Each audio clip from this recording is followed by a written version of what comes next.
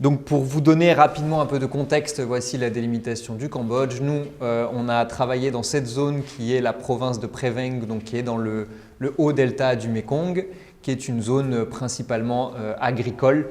Voilà, ça a fait les gros titres récemment de la presse locale, qui serait devenue la zone la plus productrice de riz dans la région. Voilà quelques extraits à nouveau. Ce qui caractérise aussi la région, c'est un investissement massif dans des canaux d'irrigation par le gouvernement à travers un financement chinois. Donc c'est un changement radical qui se voit même tout simplement sur les images de Google Maps qui traversent, c'est des longues lignes droites qui traversent la région. Ce qui est aussi caractéristique des changements dans la région, c'est évidemment une modernisation de l'agriculture.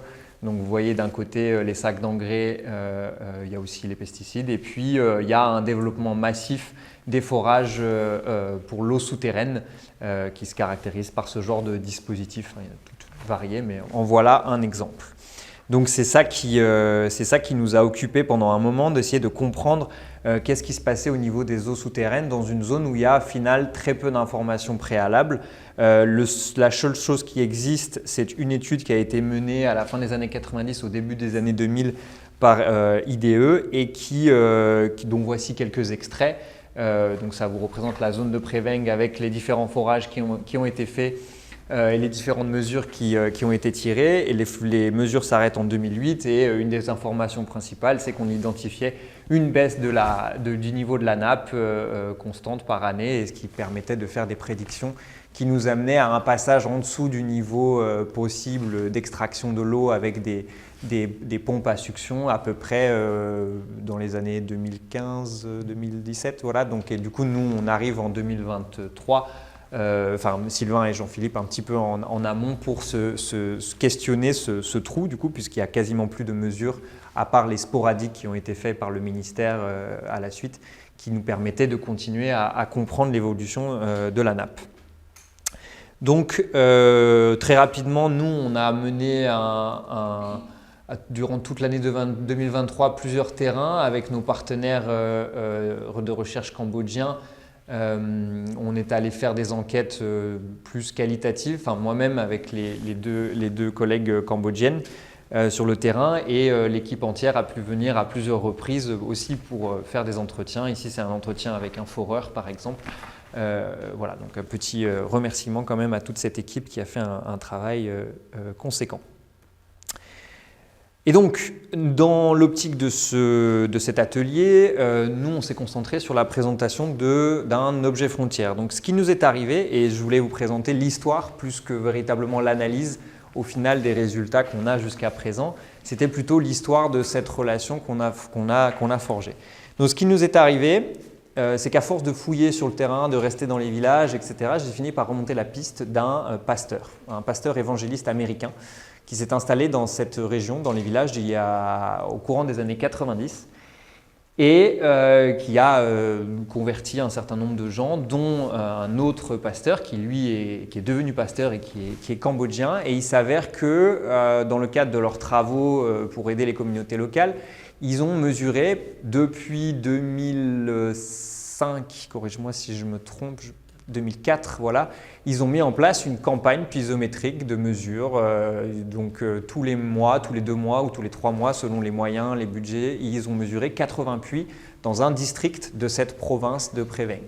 Et là, c'est M. Tong du coup qui a le bras littéralement dans un forage parce qu'il a son fil et son poids au bout pour mesurer la hauteur de l'eau.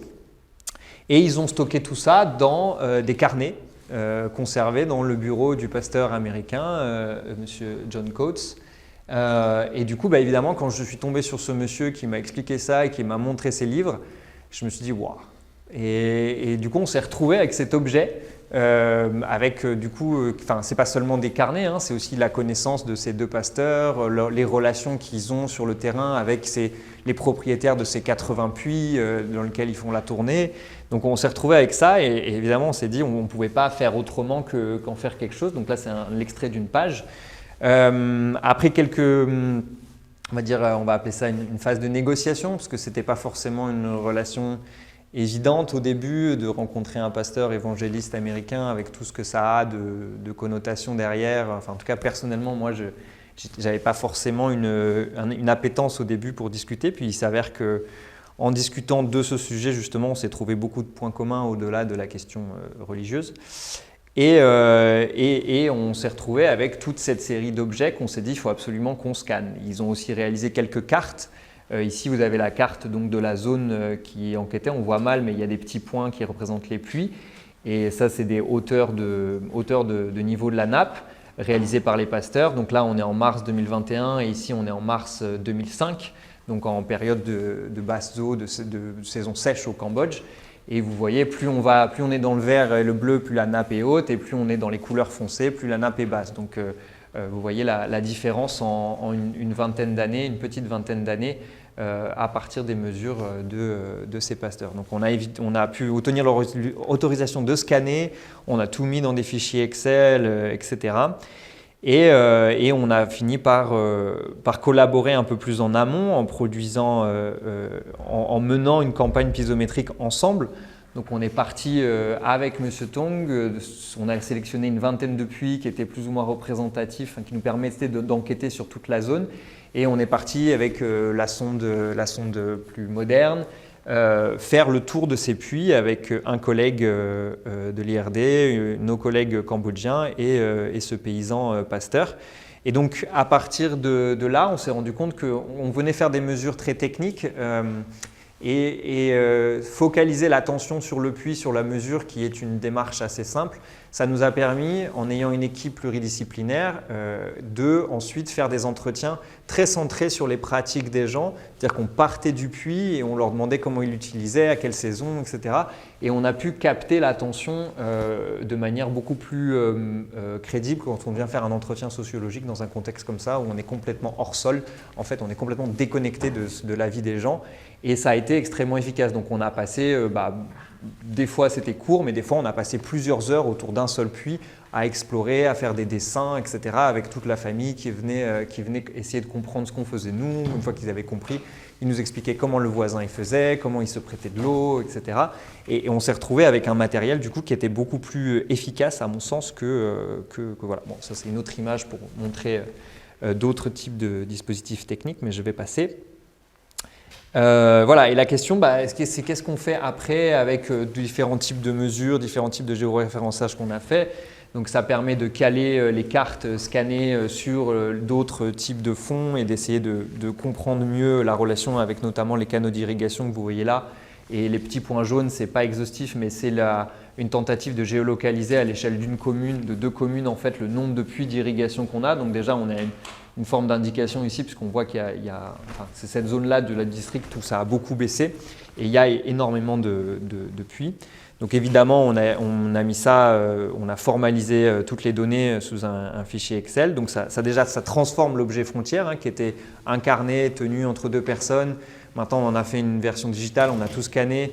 Donc la question qui se posait beaucoup pour les pasteurs, c'était d'arriver à atteindre les décisionnaires. Eux, ils avaient l'impression de ne pas pouvoir les atteindre, de pouvoir en discuter dans les villages, etc., mais de jamais pouvoir les atteindre. Donc la question qui se pose avec cet objet frontière transformé maintenant, c'est est-ce que nous, on a cette crédibilité en tant que scientifiques étrangers, partie prenante de l'IRD, avec la mission de l'IRD, le poids éventuel qu'on peut avoir, est-ce qu'on a un meilleur bargaining chip pour les institutionnels?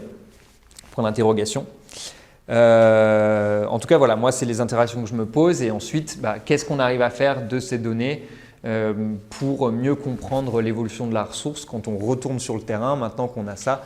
Quel type de représentation, quel type de discussion on a? Est-ce qu'on doit persévérer dans cette campagne socio-piézométrique qui nous permet d'être, selon moi, plus efficace? Et Sylvain, je te laisse la parole pour la suite. On a le contrepoint que je vois en fait dans les approches qu'on a pu avoir.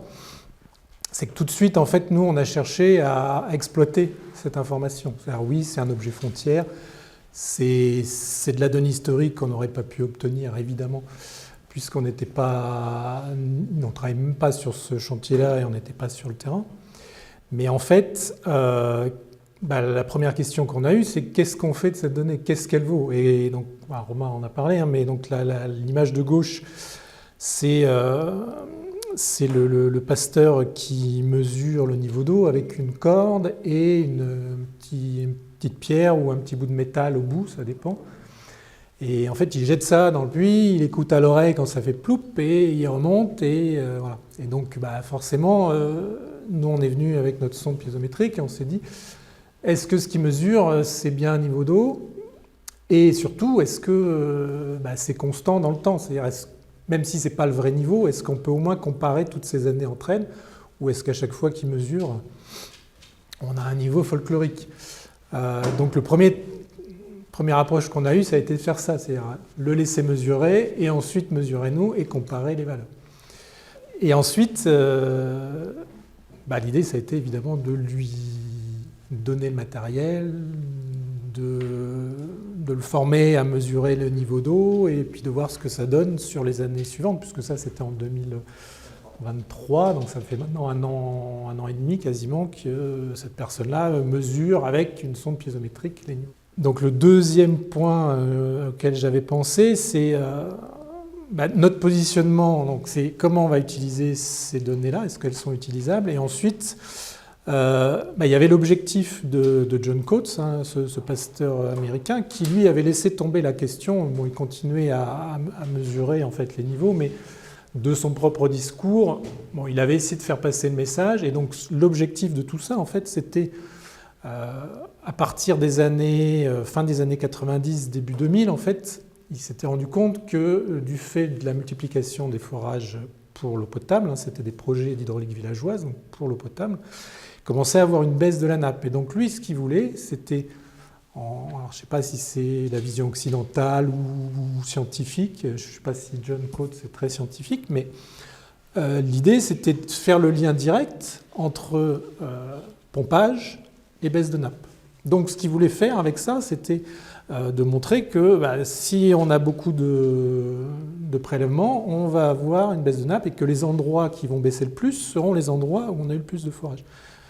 Et c'est pour ça que dans ces carnets, au fur et à mesure des années, on n'a pas que des niveaux d'eau, mais on a aussi un questionnement à chaque fois systématique des chefs de village qui vont dire combien il y avait de puits en activité sur la période de mesure, etc., pour essayer de faire ce lien. Et donc, clairement, lui, son objectif, c'était ça. Et donc là, ça pose une question par rapport à notre positionnement, nous en tant qu'hydrogéologues et scientifiques. On va toujours chercher à ne pas perturber notre objet d'étude. Quand on fait des forages pour mesurer l'eau, on va essayer de modifier le moins possible en fait, notre objet d'étude pour ne pas le perturber et pour ne pas biaiser la mesure. Et en fait, là, on se trouve, alors si on peut appeler ça l'hydrogéologie en société, mais le fait de vouloir transférer la connaissance, que cette connaissance ait un impact sur les comportements, les décisions, les usages, clairement là, c'est l'inverse. C'est-à-dire qu'on devient schizophrène. Là, on veut influencer notre objet d'étude si notre objet d'étude, c'est les usages de l'eau et la manière dont on va utiliser la nappe. Et donc ici, on va intervenir en fait en se disant, ok, pour, on va dire, un acteur profane comme John Coates, il faut faire le lien direct entre forage, pompage, baisse de nappe. Et nous, en tant qu'hydrogéologues, on a cette connaissance un peu plus poussée, on va dire, de la nappe, et on va dire, non, en fait, même s'il y a deux agriculteurs qui pompent la même chose, il y en a peut-être un pour qui la nappe va descendre 2 fois plus vite que l'autre, parce qu'il y a aussi les propriétés hydrodynamiques de la nappe qui interviennent. Et donc notre rôle à nous, c'est aussi de faire passer cette connaissance-là, et de peut-être pas stigmatiser tel ou tel acteur parce qu'on va le rendre responsable de quelque chose pour laquelle il n'y est pour rien. Et tout ça, après voilà, ça va poser des questions sur notre influence sur la connaissance de tout le système, quelle est la raison de la baisse de cette nappe, etc., qui est l'objet du projet, mais qui n'est pas l'objet du discours ici.